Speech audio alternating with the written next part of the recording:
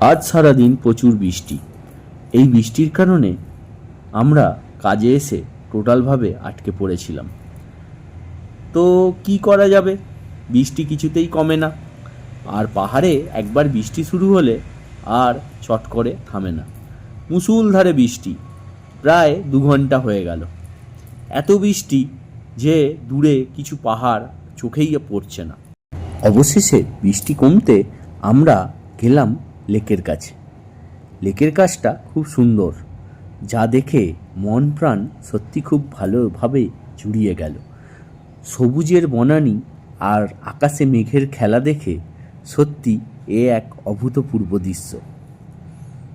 খুব সুন্দর, এবং এর সাথে পাহাড়ের গায়ে মেঘগুলো যেন মনে হচ্ছিল ছুঁয়ে চলে যাচ্ছে। তো আমরা সারাদিন এই ভিডিও করে সমস্ত কাজ সেরে তারপরে অফিসে ফিরলাম। এই ছিল ভিডিও। চলো বন্ধুরা, আবার দেখা হবে নতুন কোনো ভিডিওতে। আজকের মতন টাটা।